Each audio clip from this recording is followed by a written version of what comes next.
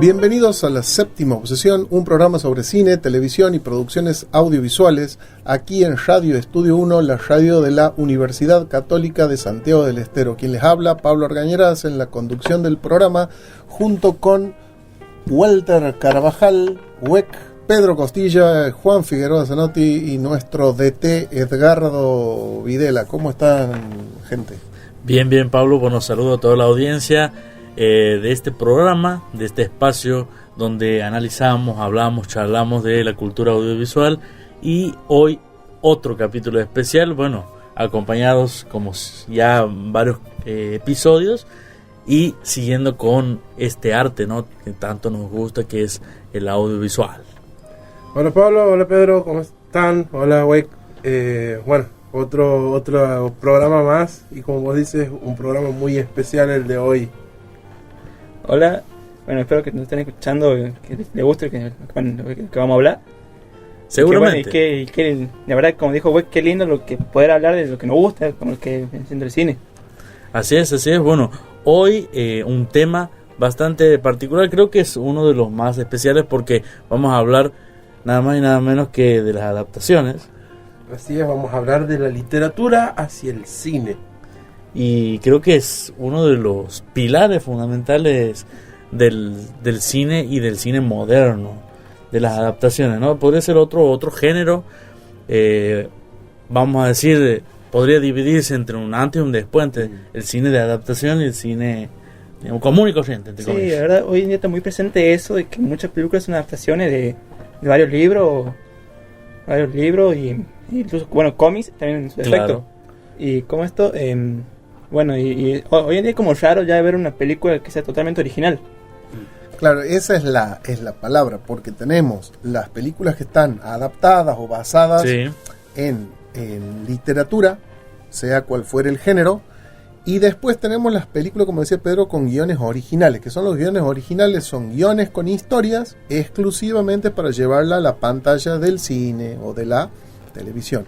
Hoy día vamos a hablar de las adaptaciones de la literatura al cine, como decía Juan, y hemos elegido de manera arbitraria cuatro novelas, dos novelas y dos cómics. Vamos a estar hablando de El Señor de los Anillos de Tolkien, y vamos a hablar de Los Juegos del Hambre, y por otro lado, de la adaptación de cómic hacia el cine, vamos a estar hablando de Superman y de El Hombre Araña. Así es. Bueno, hemos elegido para todos los bandos habidos por haber, porque tenemos por un lado, que es con el que vamos a empezar, El Señor de los Anillos, de una literatura más tradicional, y Tolkien, quien no habrá escuchado hablar de J.R.R. Tolkien, y por otro lado de la escritora, la autora de Los Juegos del Hambre, que también se hizo en cine, y es ya considerada una saga porque son 4 películas, nada más que la tercera parte, entre comillas, está dividida en 2. Y por otro lado, los cómics hemos elegido también, tanto para quedar bien, como River y con Boca, en este caso Marvel y DC. Así que bueno, para empezar, El Señor de los Anillos. Así es. Su historia desarrollada en la tercera edad del Sol, en la Tierra Media. Sí. Un lugar ficticio poblado por hombres y por otras razas antropomorfas, como son los hobbits, los elfos, enanos, entre otros. Así como muchas otras criaturas reales y fantásticas. La novela narra el viaje de un protagonista llamado Frodo Bolsón, un hobbit, que se encamina a destruir un anillo que en este caso tiene el poder tiene bastante poder y para no spoilear, y lo tiene que destruir para que en este caso su verdadero creador, que es el señor Sauron, no lo recupere. Así es. Bueno, recordemos que al principio de la película te plantea cómo viene la cosa, te cuenta más o menos un resumen, es como el epílogo, el prólogo de lo que va toda esta historia en general, que son los anillos. Por un lado está el anillo del poder, y por otro están los otros anillos que no los vamos a nombrar porque si no vamos a spoiler todo es mucho spoiler, por eso yo también he quedado callado. Tiene mucho poder. Como dato, bueno, esto lo dice en el mismo en la misma película, Sí. que son muchos anillos que han sido divididos en varios sectores. Una parte para las personas, otro para los elfos, otro para los enanos, si no me equivoco. Y justamente había uno que quería tener más poder, que es el anillo principal sobre que trata la película. El que como que tenía los hilos. Exactamente. Los hilos invisibles. Pero si seguimos contando, vamos a spoilear. Y siempre los hombres arruinando todo. Como de costumbre. No voy a decir, o sea, los seres humanos siempre arruinando todo. Como creo que yo planteo siempre analogías con historias. Tiene mucho que ver con parte de lo que cuenta en una porción o en un fragmento de la saga de los libros, no de en la película también, pero de los libros de la saga de Narnia, cuando plantean el enfrentamiento entre los seres sobrenaturales que tiene Narnia y los seres humanos. Los seres humanos que no son héroes, sino los seres humanos que se aprovechan, invaden tierras de Narnia. Plantea un poco eso, ¿no? Claro.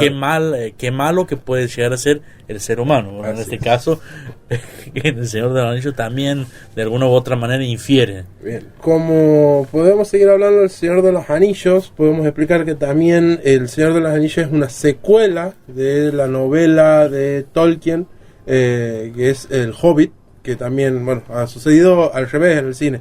Primero se llevó El Señor de los Anillos, las 3 películas, y después han vuelto a hacer El Hobbit. Y bueno, se ha estrenado en este caso se lanza en 1954, y 1955 las demás. Así es, bueno, son tres libros. Primero La Comunidad del Anillo, en el segundo caso El Retorno del Rey, no, Las Dos Torres, y en tercer lugar El Retorno del Rey. Bueno, es una trilogía, son bastante extensas las novelas, y hablando un poco de lo que es el universo literario, de lo que es después la transición al cine, en este caso, todas estas, o la mayoría de las novelas literarias que son el leitmotiv de muchas sagas de películas, nos tienen acostumbrados a que siempre se generan universos, en este caso una industria de merchandising alrededor. En este caso El Señor de los Anillos no ha quedado atrás, y es como tantas industrias alrededor de un mismo universo, como Star Wars, como Juego de Tronos, serie en este caso, Harry Potter, que estábamos hablando antes de empezar este programa.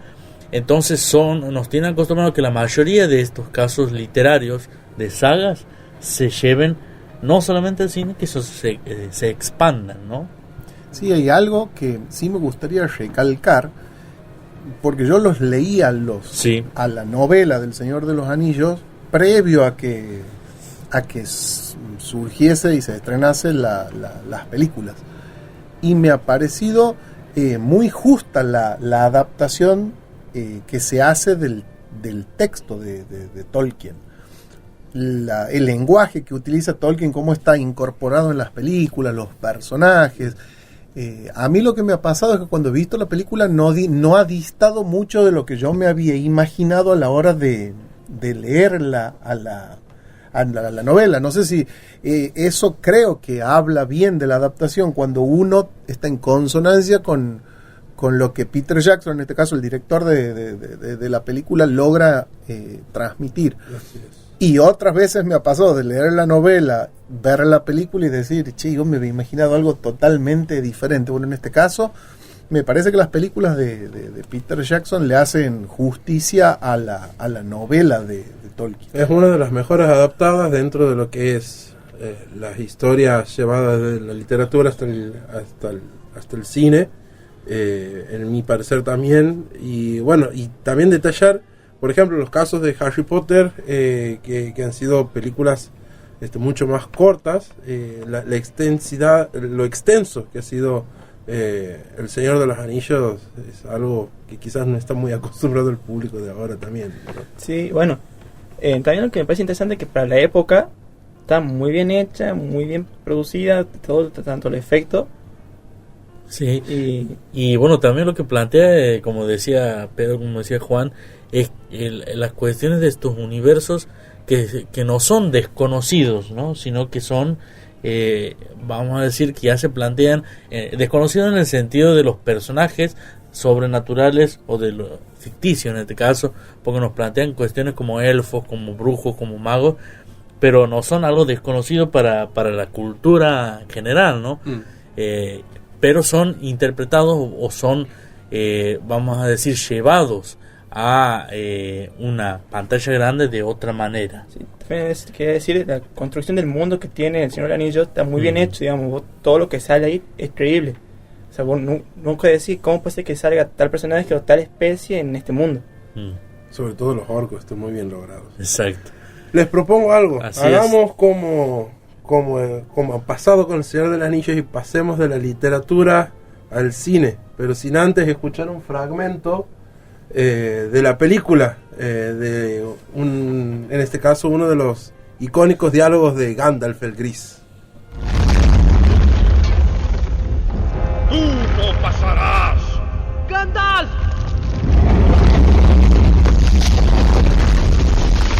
Como servidor del fuego secreto, portador de la flama de Anor, el fuego oscuro no te servirá, flama de Udun.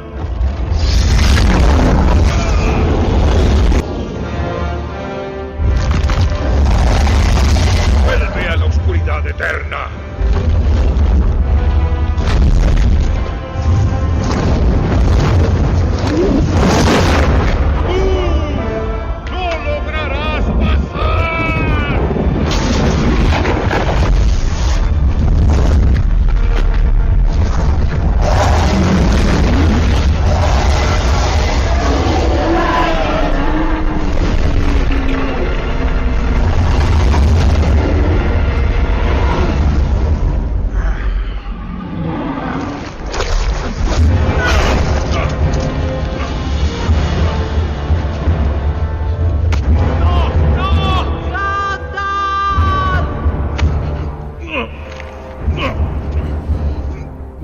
Bueno, me imagino la escena ahí escuchando hemos quedado muy mudos con... Tú no pasarás. Sí, recordando...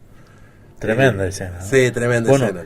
¿Sabes qué? Yo, en los doblajes lo que me pasa es reconocer las voces. Por ejemplo, la voz de Tú no pasarás es la voz de He-Man. Claro. En los dibujos animados. Y es la voz de Cell en Dragon Ball. Claro. ¿Ah? Entonces la tiro, ¿no? Entonces te pasa a veces que te imaginas ahí a He-Man. Habilidades innecesarias. Te lo imaginas a He-Man ahí levantando su espada. Tú no pasarás. No, pero pasa mucho eso hoy en día, ya como no sé, están los mismos actores de doblaje para 100 personajes más o menos. Próximamente vamos a hablar de eso, puede ser, ¿no? Sí, podríamos hablar. Bueno, sigamos con el Señor de los Anillos. Así es, el Señor de los Anillos, la comunidad del anillo, vamos a hablar en este caso de la primera entrega, que es la que hemos escuchado, de la película que hemos escuchado, el fragmento. Es presentada en el 2001 por Peter Jackson, como bien dijo Pablo, basada en el primer volumen del Señor de los Anillos. Después viene la 2, estrenada poquito, ¿no? Sí, poquito después, en el 2003, 2002, 2003, no la tengo muy fresca esa. ¿Y la tercera? Y la tercera es... También, ¿no? Sí, ahí nomás. 2004. O sea, son seguiditas. ¿Qué es lo que quiero decir? Es que el intervalo entre una y otra es muy poco para semejante producción. Y creo yo que tiene que ver con el plan de rodaje que tuvo, ¿no? Desde el principio, porque Peter Jackson había sido elegido para hacer a las 3. Entonces, creo yo que fue muy importante el plan de rodaje, el diseño de producción, para decir, este tiempo vamos a filmar de una y otra manera, para que lleguen con los tiempos y el intervalo sea, vamos a decir, cómodamente tan leve y tan poquito, teniendo en cuenta semejante producción, semejantes piezas audiovisuales que son una u otra, ¿no?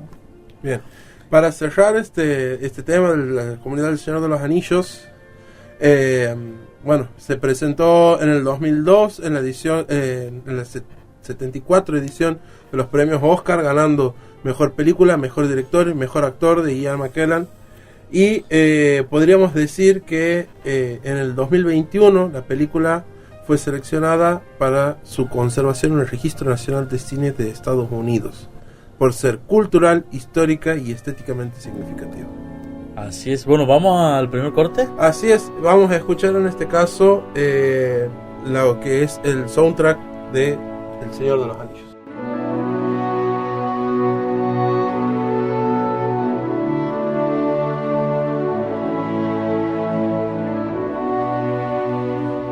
Estás escuchando La Séptima Obsesión.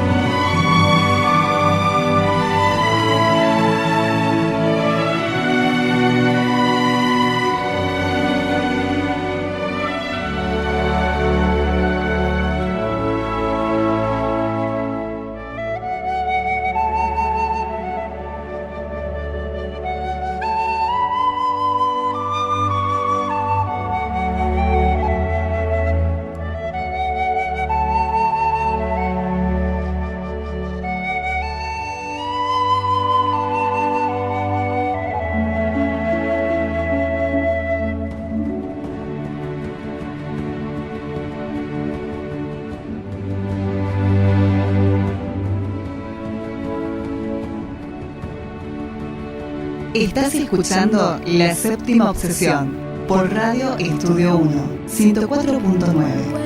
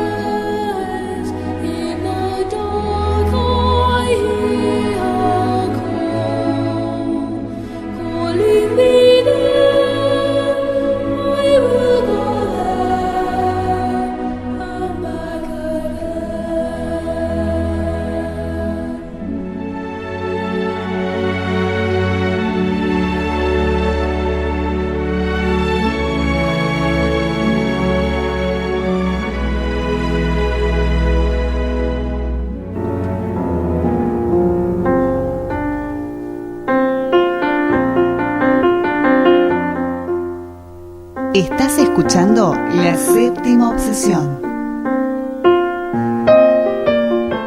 Continuamos en La Séptima Obsesión, en este episodio en el que hacemos referencia a la adaptación al cine, en este caso de la literatura al cine. Y aprovecho para mandar un saludo a la gente que nos escucha en Jujuy, a través de FM Santa María de la sede UCSE Jujuy los sábados a las 21 horas, y a nuestro público de Santiago del Estero que nos escucha por la 104.9, la FM Estudio 1, todos los martes a las 15 horas. 2 radios, una misma frecuencia.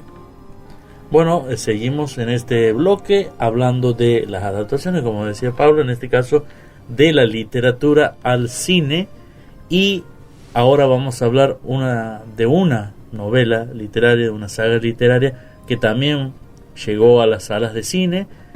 Creo yo que es una de las sagas más novedosas, teniendo en cuenta la historia y original. Me estoy refiriendo a Los Juegos del Hambre, escrita por la autora estadounidense Susan Collins. Exactamente. Y haciendo un poquito de paralelismos o comparaciones o relaciones con la novela escrita por J.R.R. Tolkien. J.R.R. Tolkien es europeo y tiene mucha influencia de la cultura o de las leyendas, de los mitos europeos para escribir su historia. Y Susan Collins tiene mucha influencia de la cultura norteamericana, porque ella es estadounidense, para escribir esta especie de mundo post-apocalíptico, si se quiere, donde los distritos, creo que son 17 o 13 en total, y cuanto más distritos deben ser estados o países, que cuanto más se alejan del Capitolio, que es la capital federal o capital central del país o del continente, se van alejando. Entonces, totalmente diferente a esta estructura de mundos, y la pobreza si se quiere, más incluso. Exactamente. Bueno, cuanto más se eleva el distrito, es decir, cuanto más mayor es el distrito, más pobres son, más marginalidad hay. ¿Por qué? Porque todo se concentra en la capital, en el Capitolio. Toda la concentración de riquezas, de lujos y demás están concentradas ahí. Es tanto el lujo, porque esto es una crítica de la novela en sí a la modernidad, es tanto el lujo que se dan el lujo, entre comillas, de tener un juego como diversión a personas de verdad. Justamente como había dicho Weck anteriormente, también aquí el malo es las personas, la humanidad. Sí. Porque, o sea, está el Capitolio, están las personas más poderosas que manejan toda la plata, podemos decir, y solo por diversión hacen pelear encima, si personas adultas, bueno, vaya pasa, pero son jóvenes y niños de 12 a 18 años. Exactamente. Y bueno, algo que podríamos mencionar también, como vos decías, que hacen un paralelismo con lo que es la mitología griega. Muchos críticos a la hora de leer y dar las reseñas, sobre todo en los Juegos del Hambre, le encuentran muchas similitudes con Battle Royale de Takami.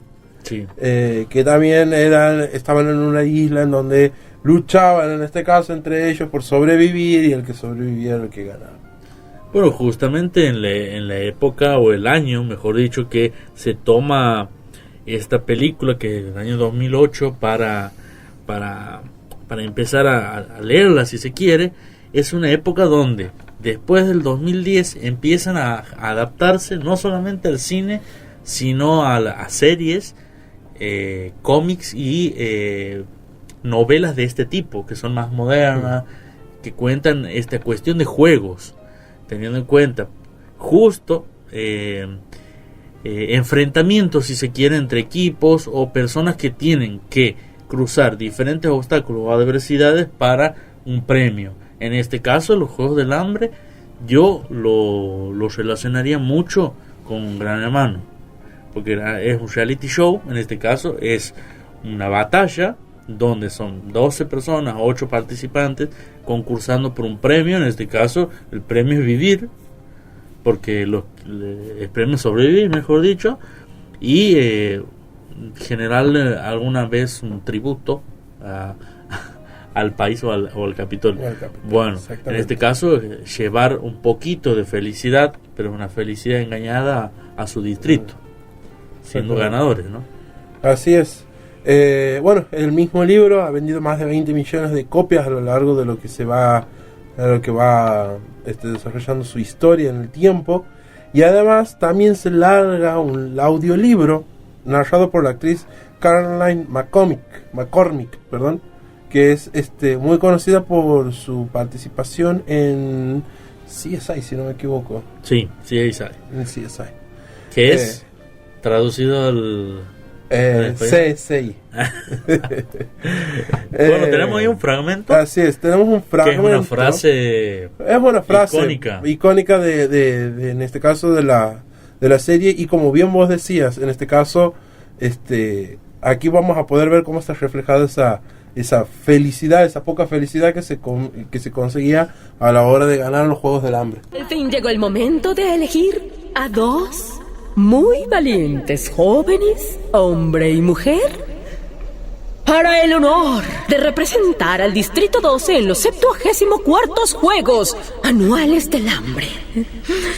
Primero las damas, igual que siempre. ¡Qué emoción! Primrose Everdeen. ¿Dónde estás, nena? Ven al frente. Ven al frente. ¡Prim! ¡No! ¡Soy voluntaria! Bueno, ahí se ve un poquito que es una escena que da, vamos a decir, el arranque de toda la historia, porque yo me ofrezco como tributo. Es Katniss Everdeen, nuestra protagonista, se ofrece como tributo, es decir, un tributo para los que no han visto la película ni han leído la historia. Ofrecerse como tributo significaba ofrecerse como quien luche o enfrente, en este caso, el juego, representando su distrito. Claro, como un participante, en este caso, en los famosos Juegos del Hambre. Sí, también la verdad que fuerte eso, te pone a pensar el hecho de que de la edad que tienen y estar esperando a ver si salía o no, rezando para que no salga. Encima veían la película que cuanto más edad tenés, más posibilidad de tener de que salgas. Y encima, para la suerte de la hermana de Katniss, que recién tenía 12 años, supuestamente la posibilidad era muy baja y justo sale ella.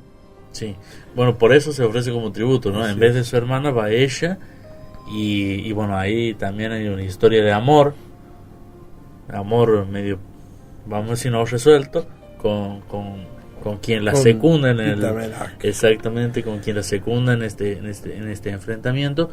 Entonces tendremos a lo largo de las tres novelas y de las 3 películas cómo va enfrentándose en este juego y cómo va cambiando el juego, la propuesta, porque primero empieza presentando al juego cómo participan de esta, vamos a decir, de este enfrentamiento a vida o muerte, y después cómo el personaje de Katniss Everdeen se convierte en el ícono de una rebelión.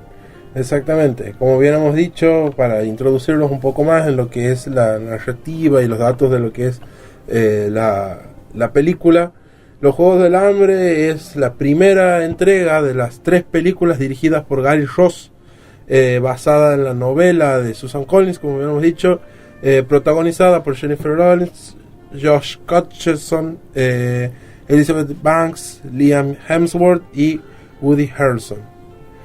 Fue lanzada el 23 de marzo del 2021 en Estados Unidos, al igual que en gran parte de Iberoamérica. En España se estrenó en el 2012, en abril recién. Fue bien recibida por los críticos y elogiada por el desempeño de Lawrence, sobre todo en temas y mensajes, mientras que fue criticada ligeramente y por la suavizada violencia que hay, y porque tenía un poco el toque de la cámara inestable a la hora de las escenas de acción. Pero que bueno. Sí, bueno. Son detalles. Claro, son detalles. Y como bien decimos, en cuanto a lo audiovisual, lo que presenta justamente es esta cuestión de presentar otros mundos que no es nada que ver con cuestiones, planteando un mundo distópico o un mundo totalmente diferente al que se plantea, porque es un mundo desabastecido en cuestiones, vamos a decir, de edificios, de naturaleza, y hay mucha miseria, y todo está concentrado en el contrastando con el ultramodernismo y ultra lujosidad que hay en el Capitolio. El Capitolio es todo lo lujoso y todo la avaricia, la opulencia que puede haber contra la miseria que hay alrededor. Ok, y para terminar, les damos ahí una noticia para los que no saben.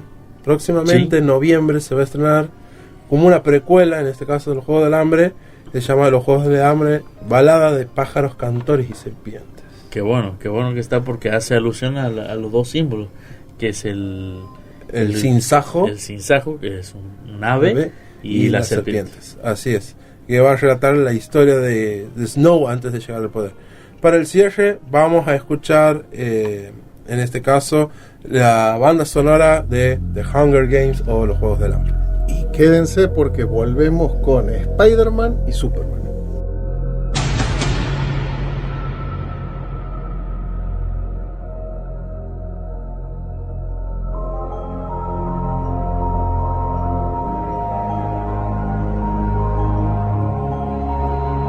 Estás escuchando La Séptima Obsesión.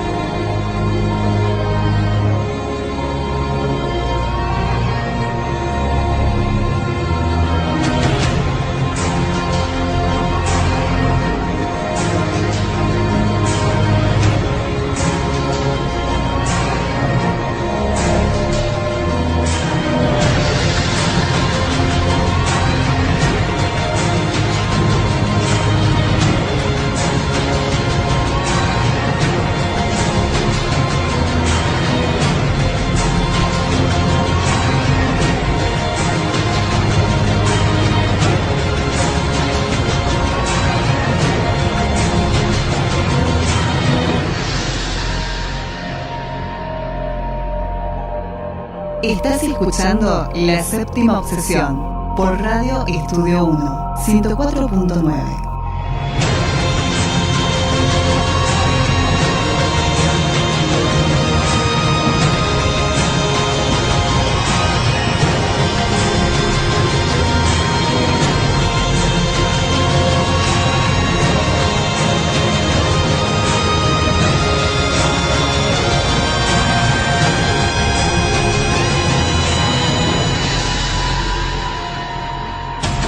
Pausa y enseguida volvemos.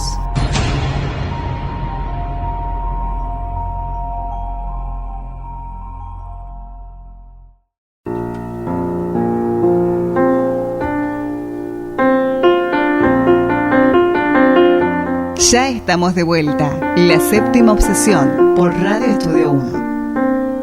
Continuamos en La Séptima Obsesión, en este programa sobre adaptaciones de la literatura al cine, y llega el turno de un cómic llevado a la pantalla grande, como es, yo lo voy a decir como lo decía cuando era chico, el Hombre Araña, ahora es Spider-Man, pero bueno, vamos a hablar de la película Spider-Man, al menos de la versión que a mí más me ha gustado, de no sé si se dice versiones o cómo se le dice, pero que es la de Tobey Maguire, de la primer versión que se hizo a propósito de este superhéroe Spider-Man. Bueno, en este caso es también, en mi caso, es la mejor trilogía que puede haber del Hombre Araña, porque es trilogía, no es como las que estamos viendo ahora, que eran sagas, que son sagas que van y vienen, que se cruzan, que son parte de un multiverso. Incluso es único, digamos. Son películas que cierran en sí, digamos, no está, si ves la 2 de la Spider-Man, no hace falta que veas la primera. Exacto. Son autoconclusivas una con otra, y lo que tiene a favor esta trilogía es que tiene a sus protagonistas de principio a fin los mismos, es decir, el que hace de Hombre Araña es el mismo de la primera hasta la tercera, la que hace de Mary Jane, que es su eterna amada, es la misma actriz de la primera a la última película, y así sucesivamente con todos los personajes. Todo el elenco es estable, no es cambiante como otras trilogías que podemos encontrar, o que van cambiando de cuestiones, o de otros actores que van interpretando el mismo personaje, sino que es hecha y derecha de principio a fin. Incluso los villanos, los villanos son los mismos. Sí, James Franco, Willem Dafoe. Sí. Y bueno, James Franco primero haciendo de hijo del Duende Verde y después convirtiéndose en un Duende Verde también más villano, si se quiere, pero después que se tiene su... Sí, también destacar que bueno, la química que se nota entre ellos mismos, digamos, entre ese trío de Mary Jane, Peter Parker y de Harry Osborn, la química que había entre los actores. Sí, era muy buena, sobre todo entre Peter y Harry. Para mí el mejor dúo de las 3 versiones que hay, el mejor dúo que hay. Sí.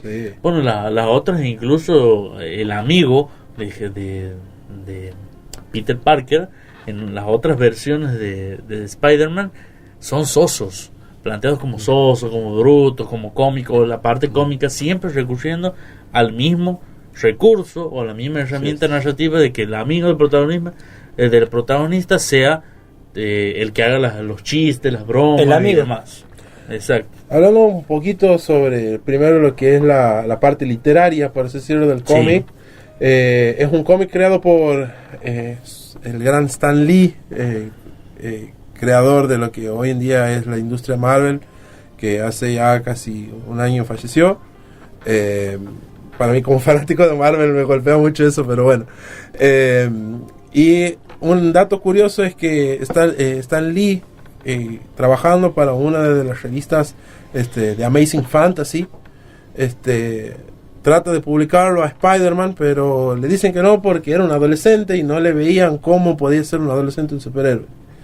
Termina pegando tanto porque la gente se empieza a sentir identificada con ese adolescente que tiene que combatir entre esa necesidad de seguir en el anonimato, pero a la vez tiene esos problemas existenciales que todo adolescente tiene, y que eso era lo que explicaba hasta hace poco Stan Lee en una presentación en una universidad, de cómo incluso hay que perseguir esos sueños de publicar a veces a esos escritores. Justamente a mí es lo que más me gusta por lo menos de esta trilogía, que está muy presente esa parte, tanto la parte humana de Peter como la parte, su faceta de héroe, más que nada en la segunda. Incluso en la segunda deja en un tiempo de la película de ser héroe. Ya prefiere ser una persona normal por todo el problema que venía teniendo como Peter Parker, no como el Hombre Araña. Exactamente, y vemos cómo esa felicidad de él de decir, bueno, he vuelto a ser yo, pero después, bueno, no vamos a seguir hablando porque es spoilear. Para esto vamos a utilizar una frase muy conocida por los fanáticos de Spider-Man, dicha por el tío Ben. ¿De qué tenemos que hablar y ahora? Porque hace tiempo que no hablamos. Tu tía May y yo sentimos que ya no te conocemos. No quieres hacer nada. Realizas raros experimentos en tu cuarto. También peleas en la escuela. Yo no la empecé, ya te lo dije. Pero sí la terminaste. ¿Y qué debía hacer? ¿Salir corriendo? No me refería a eso, pero... Peter, estás cambiando, lo sé. Pasé exactamente por eso a tu edad. No creo que haya sido igual. Peter, esos son exactamente los años en que un hombre se convierte en la persona que va a ser el resto de su vida. Fíjate en lo que te conviertes. Ese chico, Flash Thompson, tal vez merecía lo que le pasó. Pero el hecho de poder vencerlo no te da derecho a hacerlo. No lo olvides. Un gran poder conlleva una gran responsabilidad. Un gran poder conlleva una gran responsabilidad. Bueno, las voces de eso ya seguían. La voz de Peter Parker es la voz de Gohan en Dragon Ball. Sí. Y la voz del tío Ben es la voz de Piccolo Daimaku. Bueno, yo a propósito de Spider-Man o del Hombre Araña, yo era fanático de las revistitas que cuando yo era chico las comprábamos en los kioscos. Y lo que me ha gustado de esta película es que todos los personajes, no Mary Jane, el Hombre Araña, sino los personajes secundarios del cómic, como el jefe en el diario, el tío, personajes chiquititos, están muy bien llevados a la pantalla. O sea, no se han olvidado de esos pequeños personajes que que hacían a la historia de las revistas. Y lo mismo que el proceso de Peter Parker en convertirse en un superhéroe, porque no es como los demás superhéroes que arranca siéndolo, sino que él va aprendiendo a usar los poderes que va descubriendo en sí mismo. Y eso en las revistitas estaba muy, muy bien desarrollado, y la película esta trilogía lo hace también de manera, a mi modo de ver, correcta, ¿no? A todas estas caracterizaciones, a todas estas inclusiones que tiene la película. Claro, bueno, el acompañamiento que hace el público, la audiencia, en las películas, de esa transición que hace primero él, porque se convierte en héroe accidentalmente a través de sus superpoderes, y después empieza a ser ese héroe porque lo nota que es necesario. Y en el cómic también pasa lo mismo. Sí, entonces es ese acompañamiento. Bien, para cerrar en este caso, como dato curioso, empieza en este proyecto de llevar al Hombre Araña a la pantalla del cine en los años 80, se estanca casi 25 años, y después se lo hace el lanzamiento en 1999 con Sam Raimi, y producido sobre todo también por él. Y un dato curioso es que había una posibilidad de que Michael Jackson haga del Hombre Araña. No, y otra cosa que esta película tiene uno de los besos más originales de la historia del cine. El Spider-Man colgado, cabeza abajo, dándole un beso a Michelle. Es icónico. Es muy icónico. Ahora vamos con la banda sonora de Spider-Man.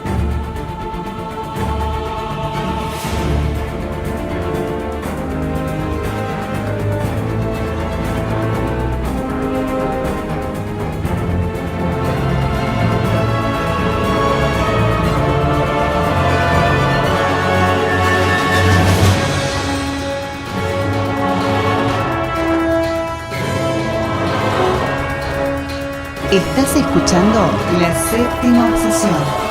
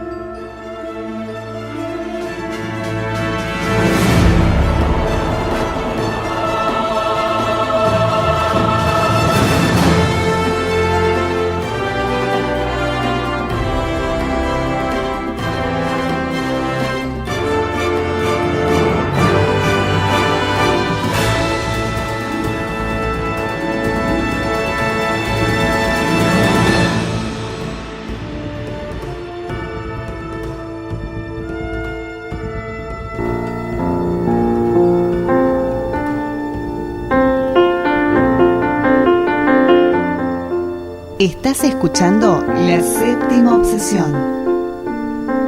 Continuamos en La Séptima Obsesión en esta edición a propósito de las adaptaciones a pantalla grande desde la literatura, en este caso de los cómics, y vamos a seguir hablando de Superman.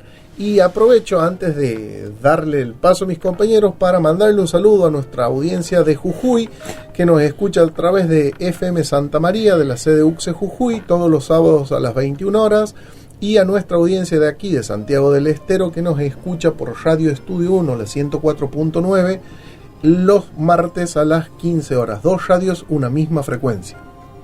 Bueno, nos vamos del otro lado del charco, como dicen, porque vamos del otro lado del camino. Al otro bando. Claro, al otro bando. Estábamos en River Boca. Estábamos en Boca y ahora pasamos a River. En este caso DC. Hablábamos anteriormente en el bloque pasado sobre Spider-Man, que es de Marvel. Y ahora nos adentramos en lo que es Superman de DC Comics. Sí, la verdad, ¿qué decir de Superman, digamos, en su superhéroe icónico? Que todos sabemos sus poderes. A quien le pregunte. Ahora específicamente vamos a hablar del Hombre de Acero, que es la última película de Superman que ha salido, que es interpretada por Henry Cavill. Es una de las tantas adaptaciones. Una de las tantas adaptaciones, y para algunos es de las mejores que hay.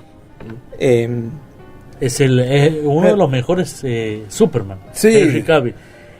Hay algunos fanáticos de los cómics que prefieren al primero. Sí, no, bueno. Eso sí, sin duda. El primero con el rulito, con el rulito romano y todas estas cosas. Claro, el clásico. El clásico Superman.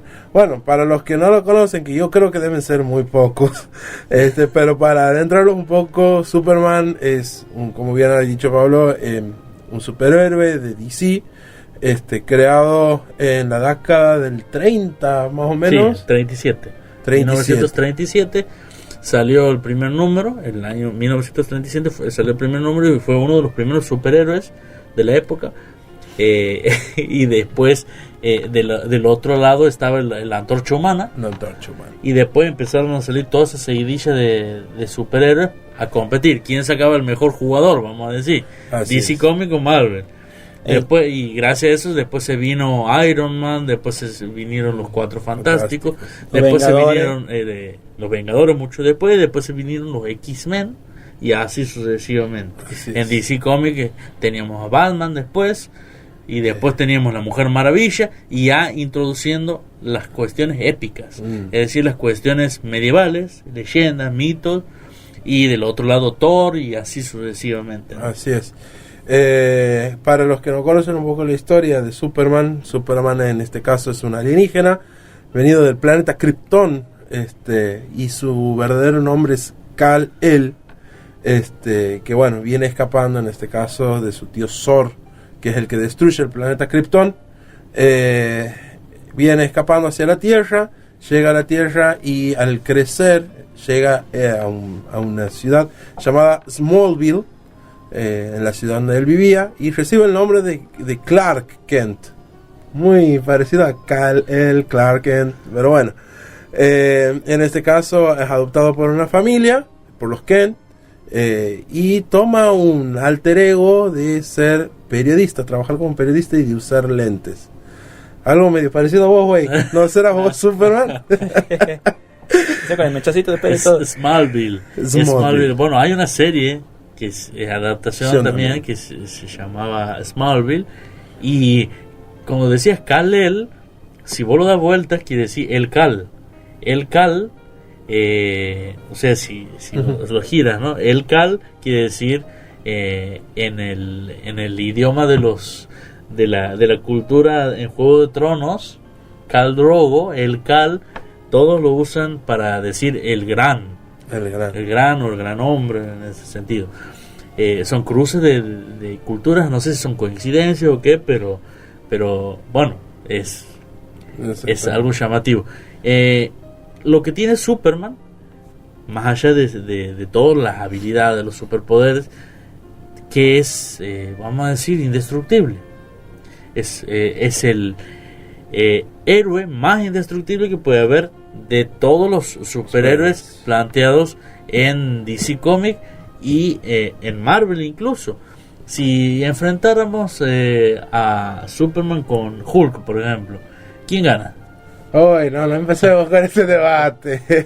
Tremendo debate. Es tremendo debate. Bueno, algo que nos ha pasado durante este tiempo ha sido que después surge la película Batman vs Superman como una forma de decir, bueno, a ver, los tenemos a los dos, vamos a enfrentarlos, vamos a ver qué pasa, vamos a resolver esta cuestión. Y sí, bueno, como toda persona y como todo personaje ficticio, también tiene su punto débil, que es la kriptonita, que es una piedra que viene del planeta Krypton, un fragmento que se puede utilizar para debilitarlo a él. Esa es su verdadera debilidad. Sí, bueno, pero hay que viajar a Krypton para destruir. O sea, hay que tomarse el trabajo. Sí. Ahora, esa película que plantean de Batman vs Superman es más que nada para mostrarlos cómo se unen después, ¿no? Exactamente. Pero realmente es imposible tratar de comparar, digamos, el enfrentamiento, pelea entre... También era para tratar de mostrar un poco que Superman también podía perder, digamos, también que podía cerrar, como quien dice. Exactamente.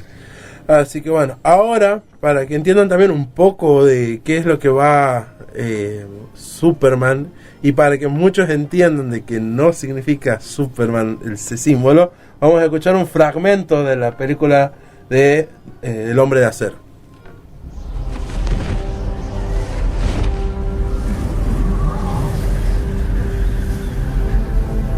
Soy tan diferente a ellos. El sol de la Tierra es más joven y brillante que el de Krypton. Tus células absorben su radiación, fortaleciendo tus músculos, tu piel, tus sentidos. La gravedad de la Tierra es más débil, pero su atmósfera es más nutritiva. Has crecido más fuerte aquí de lo que jamás imaginé. La única forma de saber qué tanto es continuar probando tus límites.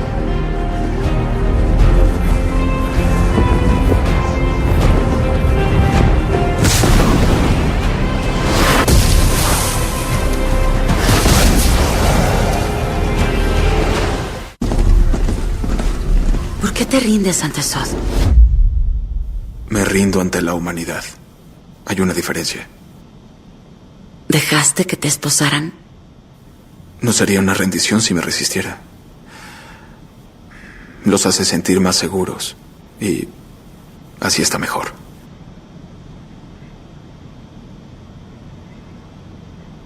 ¿Qué significa la S? No es una S. En mi mundo significa esperanza. Bueno, aquí es una S. Ahí escuchábamos a Rachel McAdams en el papel, en este caso, de Lois Lane. Sí. Perdón. También una de las mejores. Rachel McAdams, no, es Amy Adams. Las confundo, son pareciditas. Son Adams. Amy Adams. Una de las mejores, exactamente. Una de las mejores, también Lois Lane. Era muy bien interpretada y muy bien llevada esta película, la verdad. Bueno, ¿quién es quien dirige esta película? En este caso es Zack Snyder. Bueno, el mismo que Zack Snyder es el que después tiene la responsabilidad de tener la Liga de la Justicia. Exactamente, de llevar al cine a la Liga de la Justicia. Y bueno, es uno de los mejores directores de este nuevo cine de ciencia ficción también. Así es. Y es el encargado también de traer, en este caso, de nuevo, después de la renuncia de Henry Cavill, como al papel de en este caso de Superman, lo trae de nuevo a Henry Cavill, que ha hecho furor en los fanáticos de Superman. Y esta película, en especial El Hombre de Acero, tiene un gran reparto de actores, como son Henry Cavill, Amy Adams, Kevin Costner, Russell Crowe, actores de renombre de muchas películas, de mucha trayectoria. Bueno, lo que tiene, además de tener semejante elenco y semejante superproducción, porque es una de las producciones, es característico que Zack Snyder lo que hace es traer ese ambiente, vamos a decirlo, ese universo de estilo al universo DC, de ese cine ciencia ficción oscuro, con tonos muy saturados, tonos muy oscuros, grises y demás, que DC no había hecho hasta el momento, y también plantea la cuestión de hacerlos aparecer en la historia a vamos a decir, como una especie de flashback a lo que pasa antes de que, o cuando nace Kal-El en su planeta, porque en las películas anteriores de Superman no estaba tan planteado eso, sino que estaba más bien contado a través de la historia. Así es. Bueno, justamente lo que a mí me gusta de esta película es ver cómo, bueno, incluso Superman conoce sus poderes, empieza a conocerlo, no solo en la adultez, sino que en la niñez, que hay muchos flashbacks sobre eso. E incluso también interesante cómo el padre de Superman, el que lo adopta, estaba muy encerrado en el hecho de que no revele su identidad. Así es. Para cerrar, y justo como hemos hablado de los directores, un dato curioso, uno de los productores y posibles directores de Superman y de Spider-Man no, hubiese sido Christopher Nolan. Así es. ¿Qué hubiese pasado si hubiese sido al revés? Así, ¿no? Es. El que estaba, digamos, candidato a ser director de la película esta de Superman era El Hombre de Acero, era nada más y nada menos que Christopher Nolan. Bueno, el productor de la película, el productor de la película de The Dark Knight Rises, o El Caballero de la Noche Asciende de Batman. Exacto. Que es también de la misma franquicia. Exactamente. Bueno, para cerrar ya el programa y agradeciéndoles a todos por habernos escuchado, vamos a escuchar parte de un fragmento de la película, que es cuando Superman empieza a descubrir sus poderes, junto con la banda sonora de Man of Steel o El Hombre de Acero, llamado Fly. Saludamos a todos nuestros oyentes. Espero que les haya gustado esta propuesta de adaptación de la literatura al cine, y nos vamos a estar encontrando en una próxima edición de la Séptima Obsesión.